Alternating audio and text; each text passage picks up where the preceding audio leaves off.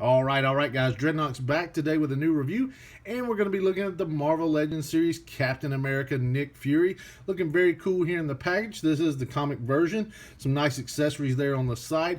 This is part of the Build-A-Figure Giant Man wave, which includes many of the Civil War figures, and you can see one of the arms there, the Giant Man or Giant Ant-Man, however you want to call him. Not much going on the sides other than some nice artwork of Nick Fury looking very cool there. And then a look at the back of the box reveals another picture of the figure and the other figures from the wave and the Giant Ant-Man or Giant Man down there at the bottom, and a short bio that reads, when injustice demands action, S.H.I.E.L.D. expert Nick Fury joins the charge against the bad guys. So let's get this bad boy open and get a look at him. And here's our Nick Fury out of the package. Looking very cool overall. I like the job that Hasbro did here. A lot of nice attention to detail. It is on our old friend the Bucky Cap mold, but no real issue with that so far that I can see. So let's take a closer look. And up first, taking a look at accessories. Nick comes with his trusty pistola. Looking very cool here. Some nice sculpting done in there. You can actually see some rivets and some grips around the handle even. So just very nicely sculpted. Could have used some paint on it. It's just really silver grayish plastic. I would like to see some paint apps. And it is kind of soft. You can see the barrel bends real easily there. Does fit in his hand nicely. And you can actually get the trigger finger up in there. You just kind of have to play around with it to get it in the trigger guard there. But it can work like so. And then also it fits into his holster pretty nicely. Just kind of have to slide it down to get it up in there. And then once you do, it fits in just perfectly. You can see the barrel hanging out the bottom down there. So that's pretty nice overall. It also comes with two head sculpts for the alternate characters, the Dirk Anger. I'm not a big fan of this character. I know it's a parody of Nick Fury, but I think it's cool that Hasbro included him. And it came out pretty nice overall.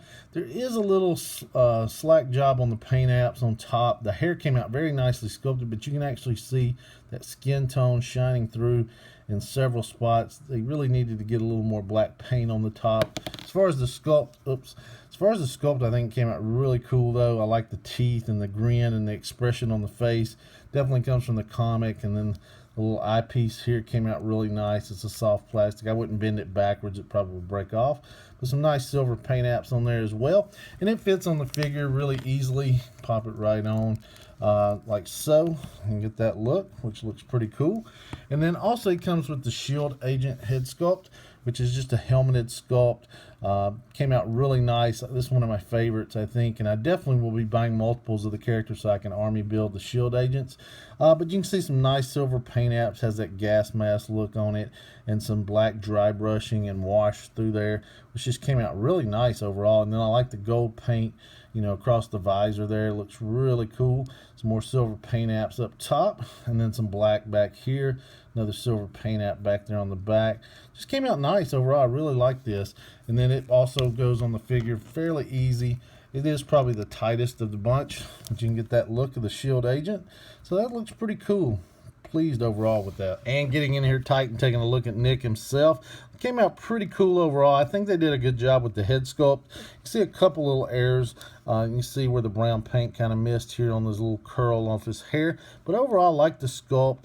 I like the 5 o'clock shadow they painted on. The eye patch came out very nicely painted. The eyes are very clean. And I just like the sculpt. I like the expression.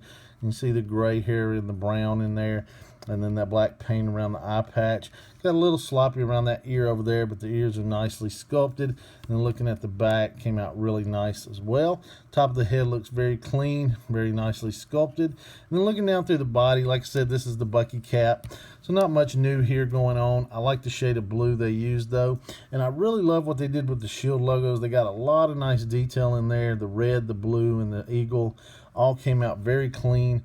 Same thing on this side over here.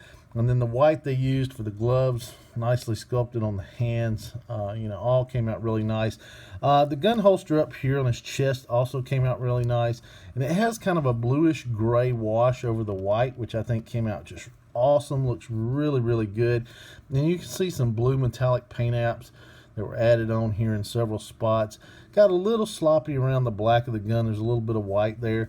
But just overall, I think the shadowing or the shading they did with the wash on it just came out really nice. I like that attention to detail. And then looking down through the belt, kind of the same thing going on down here.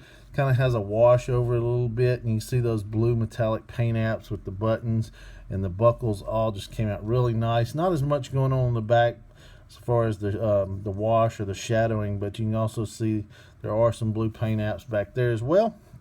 And then down here on the leg holster, all these pouches just came out really nice. This whole piece just spins around. You probably could get it off the leg if you wanted to, but it has that nice wash over it as well. Just came out really nice, man. I really love that attention to detail. And then all those little rivets and buckles painted with those bluish metallic paint apps as well. Just really nice. I'm really impressed with the accessories here. This belt doesn't seem to spin on, but I believe you could get this piece off as well. You know, if you're trying to build a Shield Agent army and give them different looks, you might can remove this or this to kind of give them different looks. And then down through the legs, same thing we've seen before. And that nice blue came out very clean. The boots came out very clean as well. Probably one of the cleanest jobs I've seen, and probably because they painted it down to the calf cut, which works out great. So you don't have that paint bleed over down there, just the white at the bottom. And some nice wrinkles sculpted in on the top of the boots there, which came out pretty good. Peg holes at the bottom of the feet. And as we look at articulation, Nick can move his head all the way up like so. He can bury it all the way in his chest like so. It is a little loose there, but it does rotate around very nicely. And you can also get some nice pivot in there, which is nice. The arms rotate all the way out like so, all the way around. They are kind of clicky. Upper bicep swivel there. Double jointed elbows, which is nice. The wrists do swivel around and do have the hinge that hinge down like so and up like so.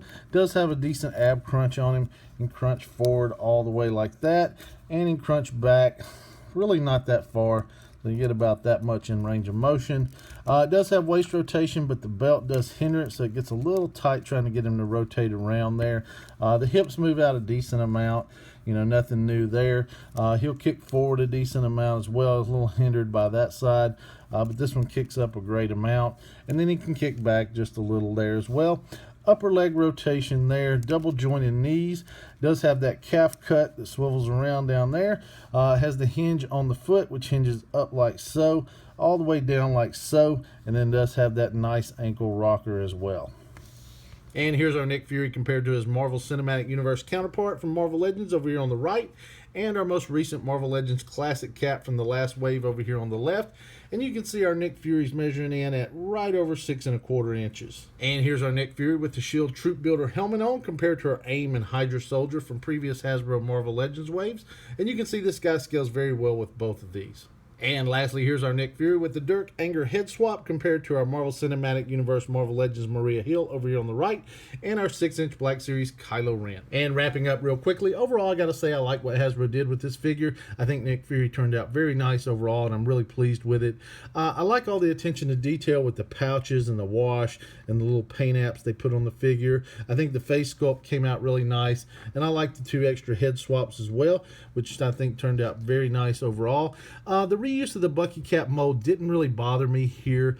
I do think Hasbro needs to maybe back off, or if they're going to use it, tweak it a little bit.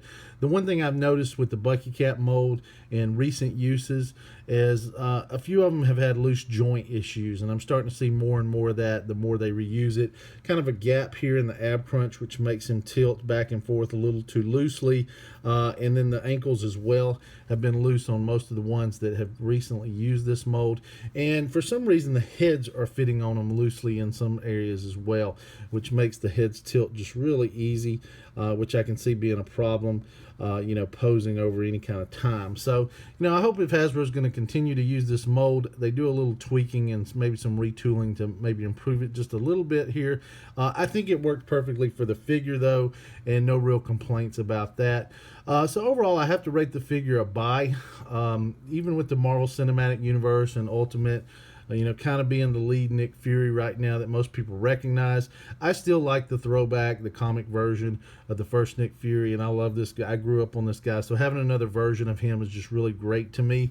I had the Toy Biz version, and if you notice, I did not compare this guy to that version simply because I don't have him together anymore. He's in parts, and there's just no figure left to compare.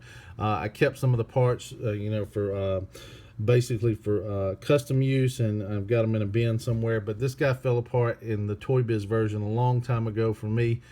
So sadly I don't have him, so I was very welcome to having a new edition of Nick Fury in my display. So wrapping up, I hope you guys enjoyed the review. If so, please give me a big thumbs up. Facebook, Twitter, Toy Art links, and Instagram in the description below. As always, thank you guys so much for watching. Please subscribe, and we'll see you soon.